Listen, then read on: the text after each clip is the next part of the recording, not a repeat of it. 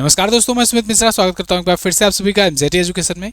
साथियों, बांग्लादेश में एक बार फिर से हिंसा भड़क चुकी है। Bangladesh is burning. तो बांग्लादेश में जो हिंसा हुई है इस बार हुई है इस व्यक्ति को लेकर के। ये व्यक्ति कौन है, आज की वीडियो में डिटेल में मैं बताऊंगा। इसकी डेथ हो गई है और इसकी डेथ आम डेथ नहीं हुई है, इसको मारा गया है। और कहा यह जा रहा है कि राजनीति के चलते इसकी डेथ कराई गई है, इसको मरवाया गया है। इसके मरने के पीछे भारत का क्या हाथ, भारत का क्या एंगल निकल करके आ रहा है, या कहें कि आरोप क्या लग रहे हैं, आज की वीडियो में उसको भी समझेंगे। भारत की एम्बेसी पर क्यों ये लोग उग्र हो गए हैं, वहां पर अटैक हो रहे हैं, साथ ही साथ में वहां के जो अखबार हैं उनको क्यों जलाया जा रहा है, आज की वीडियो में डिटेल में हम लोग सब जानने वाले हैं। काफी इन्फॉर्मेटिव वीडियो होगी, एंड तक जरूर बने रहना। आप देख पाओगे ये आर्टिकल है बांग्लादेश को लेकर के भारत सरकार ने भी अब कड़ा कदम उठाना शुरू कर दिया है। ढाका में वीजा एप्लीकेशन सेंटर बंद कर दिया है।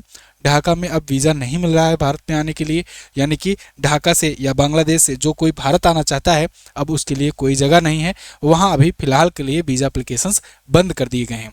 दूसरा ये हुआ है कि वहाँ पर दो बड़े अखबार जो चलते थे बांग्लादेश में, जो सबसे बड़ा न्यूज़ प्लेटफॉर्म था डेली स्टार, वो और एक है प्रथम ओलो, इन दोनों के ऑफिसर्स को देखो किस प्रकार से जलाया गया है। रात भर यहाँ पर आगजनी की गई है, तोड़फोड़ की गई है।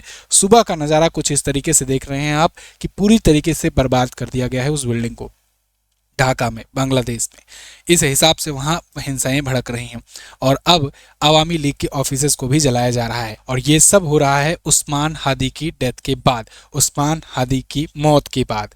इसको मारा गया था दोस्तों पहले ही, मतलब इस पर अटैक हुआ था कुछ दिन पहले, लेकिन ये हॉस्पिटलाइज था। इसको मतलब बचाने के लिए ना पूरी गवर्नमेंट लग गई थी कि इसको किसी हिसाब से बचा लिया जाए। इसको बचाने के लिए सिंगापुर के हॉस्पिटल में इसका इलाज चल रहा था, सिंगापुर भेजा गया था, वहां पर इसकी डेथ हो गई। हाथ खड़े कर लिए, है ना। इसको कुछ अज्ञात हमलावरों ने मारा था और उन अज्ञातों पर मैंने आपको एक वीडियो भी दी थी कुछ दिन पहले ही कि वो अज्ञात हमलावर कौन हो सकते हैं। इस पर वीडियो आप जरूर जाकर के देखिएगा। अभी 5 दिन पहले ही मैंने आपको वीडियो दी थी कि अपना जो अननोन गनमैन है वो अपना काम कर रहे हैं, अज्ञात हमलावर ने इसको निपटाया था, है ना। उसी दिन मैंने बताया था कि संयोग ही ऐसा है कि अभी इसकी जान बच गई है, लेकिन मुझे अज्ञात हमलावरों पर पूरा भरोसा है कि वो कभी क्लू नहीं छोड़ते हैं अपना। उम्मीद है कि ये कुछ बताने से पहले निपट ही लेगा, और हुआ भी यही। पूरी आईएसआई लग गई, पूरी पाकिस्तान लग गई, पूरा बांग्लादेश का गवर्नमेंट लग गया, लेकिन इसको नहीं बचा पाए। सिंगापुर तक इसका इलाज हुआ, लेकिन वहां पर इसकी डेथ हो गई और अब इसकी बॉडी आ रही है।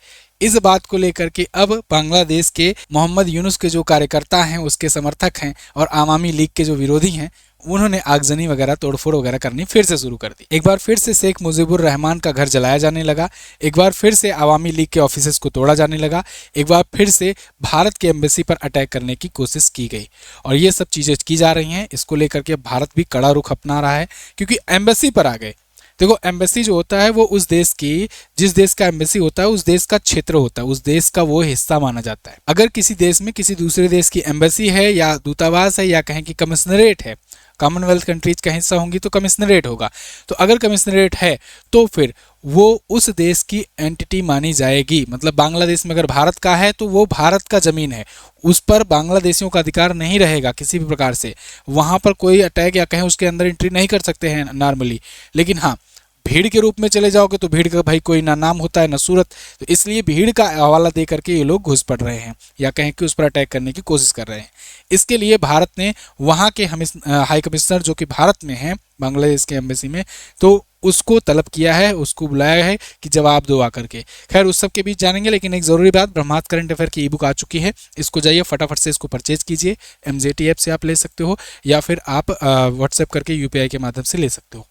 दोनों ही मेथड लिंक डिस्क्रिप्शन में है उसका, और पिन कमेंट में भी मैंने छोड़ दिया है। आप देख पाओगे टेबल, चार्ट, इन्फोग्राफिक्स, इन सब के माध्यम से आपको ये ई बुक प्रोवाइड की जा रही है। इसके अलावा आप एमजेटी ऐप पर भी जाकर के इसे ले सकते हो, बेस्ट ई बुक सेक्शन। अब आते हैं उस्मान हादी पर। ये मारा गया है तो इतना इसको लेकर के बवाल क्यों हो रहा है? एक्चुअल में ये बवाल जो है ये इसलिए हो रहा है क्योंकि ये सपने देख रहा था ग्रेटर बांग्लादेश का, ये सपने देख रहा था भारत को तोड़ने का, ये सपने देख रहा था भारत के 7 सिस्टर्स को भारत से अलग करने का। तो इसलिए ये मरने से पहले, मतलब जब इस पर अटैक किया गया था उसके कुछ ही घंटों पहले इसने एक तस्वीर पोस्ट की थी।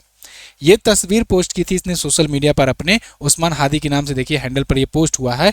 और इस उसमें अगर आप ध्यान से देखोगे तो यहाँ कश्मीर का हिस्सा भी गायब है भारत से पंजाब का हिस्सा गायब है, जिसको ये लोग खालिस्तान लेकर के कहते हैं, पाकिस्तान मिलाएंगे खालिस्तान बना करके।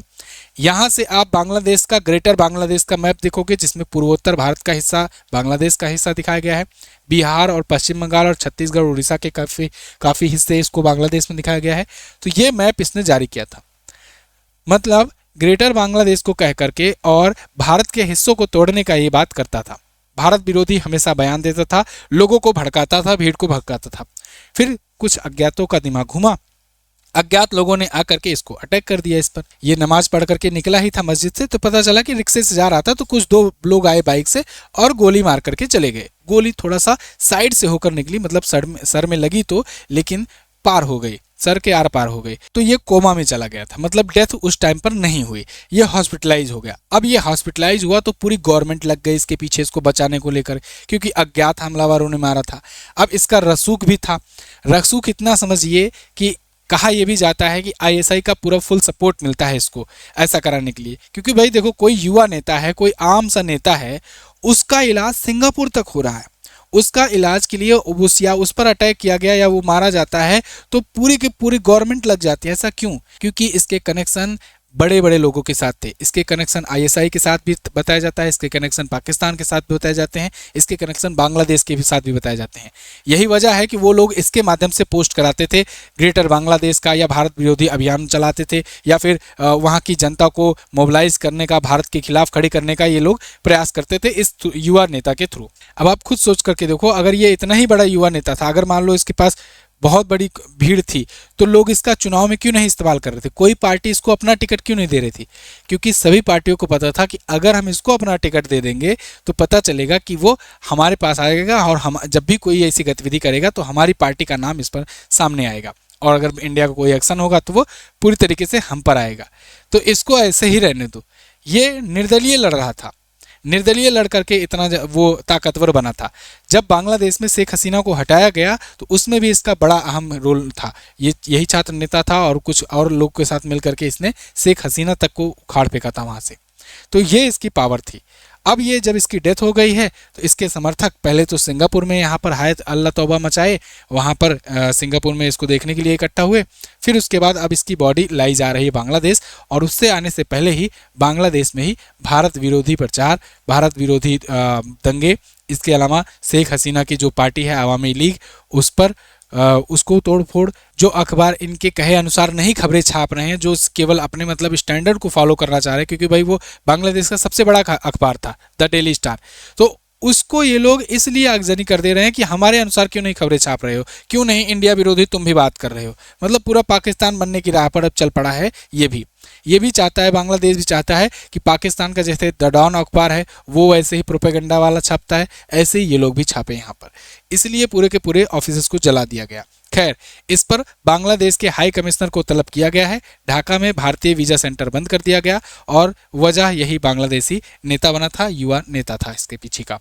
तो फिलहाल अभी के लिए बांग्लादेश में टेंशन फिर से बढ़ गई है, और इसी बीच इन्होंने क्योंकि अनाउंसमेंट भी कर दिया है कि अब आने वाले फरवरी में ये चुनाव करवाएंगे। अब देखना होगा चुनाव तक बचे रहते हैं कि नहीं। हो सकता है मोहम्मद यूनुस को ही यहाँ से निकाल दिया जाए। कुल मिला जुला करके बांग्लादेश सब भगवान भरोसे चल रहा है, और इसकी स्थिति ये उसी टाइम प्रेडिक्ट हो गई थी जिस टाइम पहली बार इसने शेख हसीना को हटाया था। छात्र जो है जिस रूप से उग्र होकर के आकर के अटैक किए संसद पर, वहाँ के प्रधानमंत्री आवास पर अटैक किए, शेख हसीना को भागना पड़ा वहाँ देश छोड़ करके, उसी टाइम लग गया था कि बांग्लादेश अब किस राह पर निकल पड़ा है। क्योंकि अब ये की हैबिट बन जाएगी, ये जनजी के द्वारा, युवा नेताओं के द्वारा ये करवाया जा रहा है। अब उनको आगे करके किया जा रहा है, जब उनको ये समझ में आएगा कि अब हमारे अनुसार नहीं हो रहा है काम, जब जब ये ऐसा लगेगा तब तब वो ऐसा करेंगे।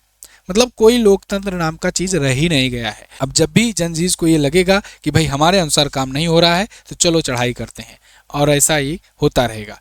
जितने भी पब्लिक प्रॉपर्टीज हैं उनको नुकसान पहुंचाया जाएगा, जितने भी जो मीडिया हाउस हुआ या जो भी कोई सरकारी ऐसा दफ्तर होगा उसको नुकसान पहुंचाएंगे। अल्टीमेटली देश का ही नुकसान होगा। चीज़ें बनने में बहुत समय लगता है, लेकिन आकर के एक बार तोड़फोड़ करके एकदम जला दो, उड़ा दो, लोगों की डेथ हो जाए, तो इसमें तो समय नहीं लगता है। लेकिन अब देखना होगा कि वहाँ पर सरकार सशक्त बनती है कि नहीं। बांग्लादेश अगर अनस्टेबल रहता है तो उसमें भारत का घाटा है, भारत का भी नुकसान है, क्योंकि जहाँ जितना ही अनस्टेबिलिटी बढ़ेगी तो उतना ही वहाँ से लोग इधर माइग्रेट करने को आएंगे। हालांकि बॉर्डर वगैरह पर इस समय बहुत सख्ती से गवर्नमेंट काम कर रही है कि कोई लोग इधर ना आए, बल्कि उल्टा इधर से भेजा जा रहा है उधर। लेकिन ये भी देखना होगा कि अगर ऐसे ही अनस्टेबिलिटी बनती रही तो या तो पाकिस्तान उस पर आने की कोशिश करेगा, पाकिस्तान उस पर हावी होने का प्रयास करेगा, क्योंकि वहाँ से मिली भगत है ही मोहम्मद यूनुस से। अगर पाकिस्तान नहीं करता है तब भारत को एक्शन लेना पड़ेगा। भारत को चाहिए कि इस समय मोहम्मद यूनुस को वहाँ से हटाएं, या तो शेख हसीना को बैठाएं या तो बांग्लादेश को मिला ही लो, बात ही खत्म यार। बार बार ये लोग यहाँ नौटंकी बनाए रहते हैं, मिला लो उसको ही अपने में ले लो, नहीं तो यहाँ शेख हसीना को दोबारा से वहाँ बैठा करके और अच्छे तरीके से चलाना चाहिए। लेकिन कैसे भी बैठाएं वहाँ पर, जब उग्रवादी भीड़ है और ये आकर के अटैक कर रही है, इनकी जान को ही खतरा है उल्टा। तो इसलिए अभी तो सिचुएशन बहुत ज़्यादा क्रिटिकल है। आपका कोई सुझाव है तो आप कमेंट करके बताइएगा, हो सकता है मोदी जी पढ़ ही लें, है ना। तो खैर, चैनल को सब्सक्राइब कीजिए, आगे कोई भी अपडेट आती है तो मैं आपको बताऊंगा। फिलहाल के लिए अभी अपडेट मोटा मोटा यही है कि भीड़ काफ़ी उग्र हो गई है, आगजनी वगैरह कर रही है, बांग्लादेश में तोड़फोड़ जारी है और भारतीय दूतावास पर भी हमला करने की कोशिश की गई है। इसको लेकर के वहाँ के कमिश्नर को तलब भी किया गया है। देखना होगा आगे क्या अपडेट आता है। थैंक यू सो मच, मिलेंगे अगली वीडियो में। ई बुक लेना मत भूलना, लिंक डिस्क्रिप्शन में है। जय हिंद, वंदे मातरम।